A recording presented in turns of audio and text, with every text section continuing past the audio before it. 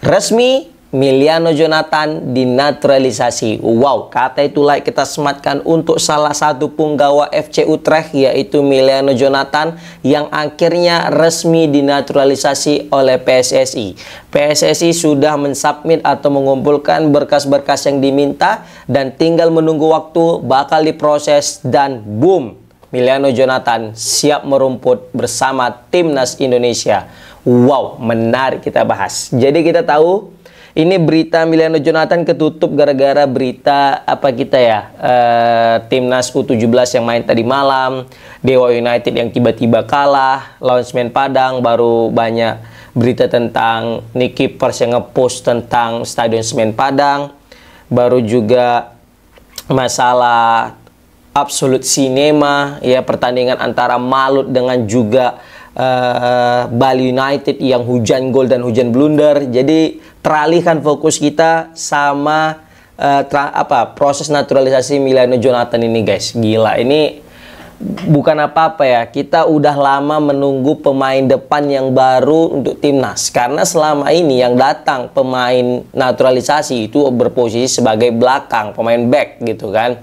Dan notabene back kita udah cukup melimpah ruah. Sedangkan pemain depan ini limited edition, kan? Adapun kita punya Ole cedera pula, kena tackle, ya kan, korban daripada keganasan Piala Presiden. Iya. Nah, jadi dengan dinaturalisasinya ini Emiliano Jonathan, pasti ada suatu keuntungan yang dapat oleh Timnas Indonesia. Nah, apakah ada keuntungan yang diterima oleh Jonathan? Nah, ini menarik kita bahas, kan? Karena sesungguhnya, sesungguhnya, Pak. Karena sesungguhnya pemain yang sudah dinaturalisasi oleh Timnas Indonesia itu biasanya kesulitan untuk mendapatkan klub ketika berada di Eropa. Tapi kayaknya tidak semua, ya, karena praktis kayak J.I. Jazz, Kelvin Verdong, Justin Hapner, ya kan, justru mereka masih tetap berada di performa terbaik mereka, kan, bahkan juga masih dipercaya oleh beberapa klub Eropa untuk bagian dari mereka. Bahkan yang paling menarik adalah J.I. Jazz. Meskipun dia sudah mengantongi paspor Indonesia, tapi malah makin gacor. Dan bahkan dia menjadi salah satu transfer termahal Sassuolo, klub barunya yang mereka datangkan dari Venezia, klub sebelum daripada seorang J.I. Jazz. Nah, sebenarnya statement yang mengatakan bahwasanya Timnas Indonesia itu mempersulit langkah pemain diaspora ketika berkarir di Eropa itu tidak 100% benar.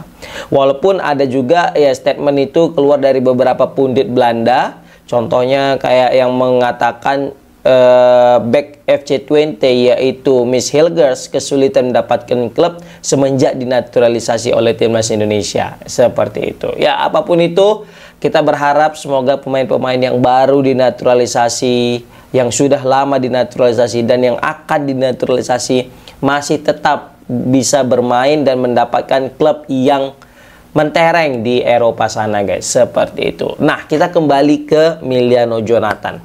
Kira-kira kita perlu nggak Jonathan ini? Jelas perlu. Kenapa? Karena kebetulan Ole Romeni sedang cedera.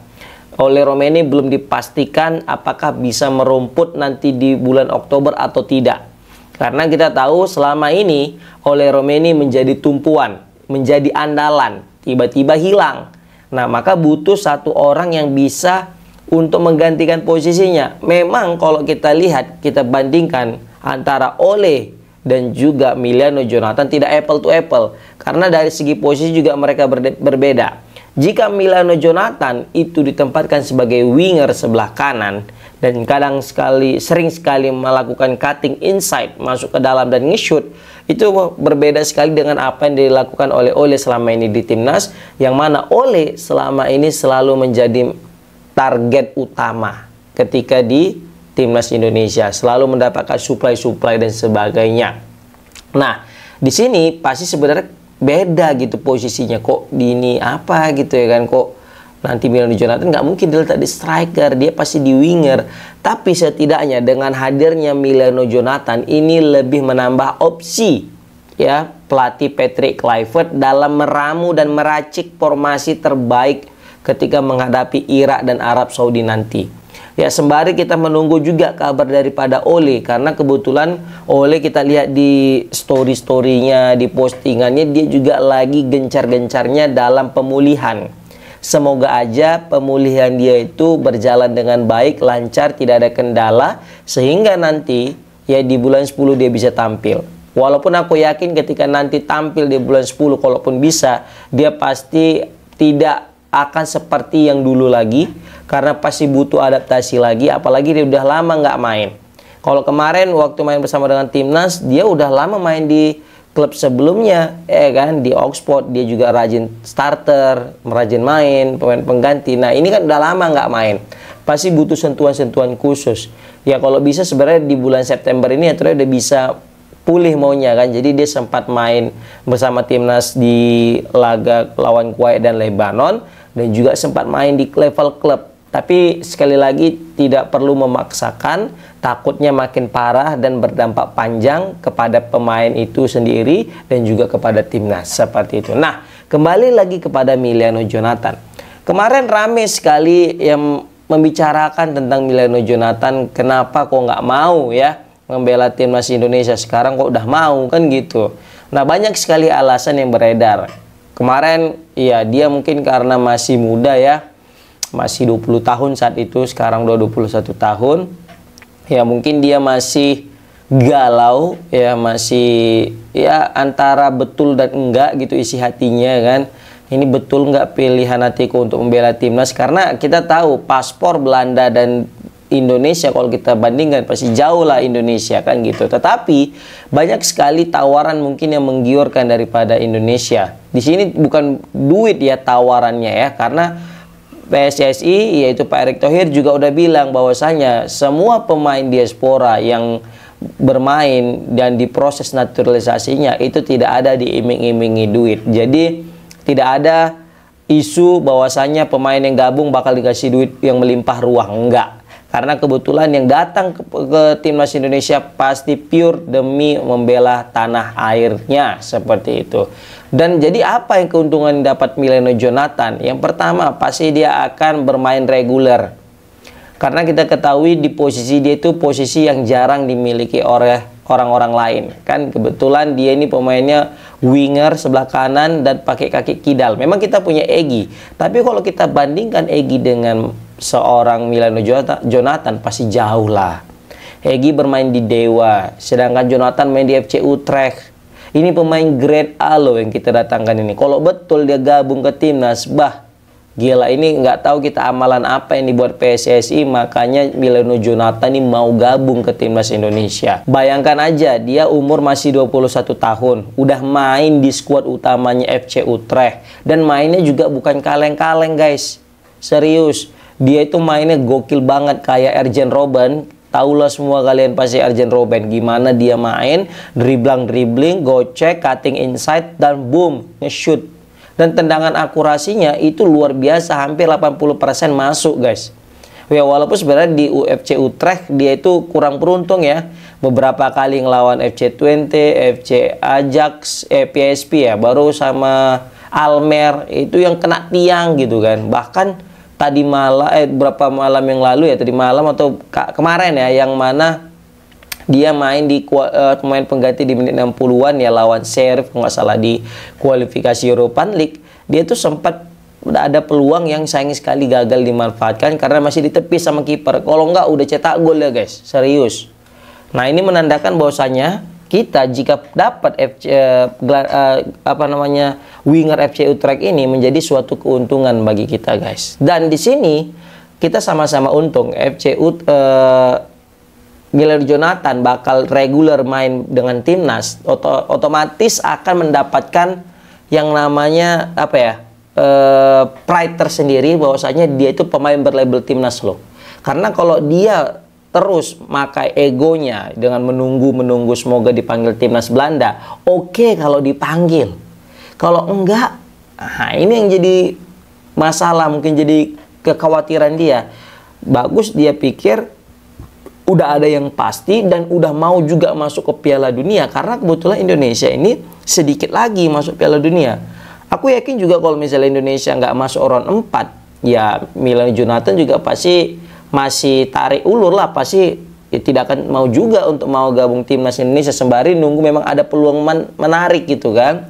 Nah kebetulan ditengok juga timnas Indonesia udah mau lolos, walaupun masih kecil peluangnya, tapi masih ada peluang, why not, ketimbang tidak sama sekali.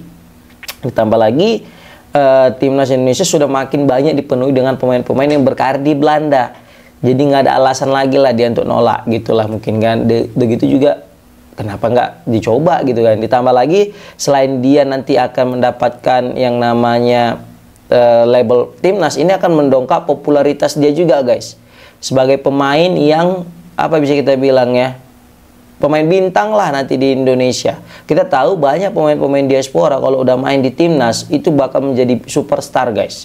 Siapa yang nggak kenal Justin Abner, kan? Siapa yang nggak kenal Kelvin Verdong, J.I. jadi superstar. Maka mereka akan menjadi pemain bintang, popularitas akan naik, dan juga pemain Milano Jonathan juga bakal market value-nya akan nambah lah, mungkin aku bisa bilang. Kenapa?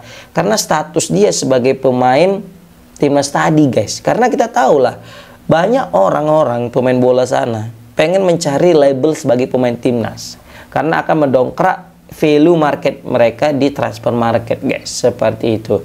Ya walaupun sebenarnya ada kerugian juga yang dialami oleh Milano Jonathan jika dia gabung timnas, yaitu tadi karena dia punya paspor Indonesia yang dinilai lembah, dan juga banyak sekali regulasi di Eropa, liga-liga Eropa sana tentang ya negara dengan masih di bawah 100 rankingnya, ya sulit untuk mendapatkan tempat. Tetapi jika memang kita berkualitas, insya Allah lah mau kita rank berapapun pasti bakal dipakai, seperti itu. Dan kemudian ya mungkin yang salah satu alasan yang paling kuat kemarin itu dia belum mau join ke Indonesia karena memang jarak katanya kan gitu. Jarak antara Indonesia dengan Belanda yang mungkin dia nilai cukup jauh, sehingga sulit lah untuk penyesuaian lagi, nanti dia kelelahan dan sebagainya. Tetapi kayaknya dia udah mulai kuat tekadnya, apalagi ini kan pemain asal Depok ya, bapaknya kalau nggak salah yang punya keturunan Indonesia. Kemarin bapaknya juga udah sempat datang ke Indonesia, udah sempat mualaf ya, syahadat.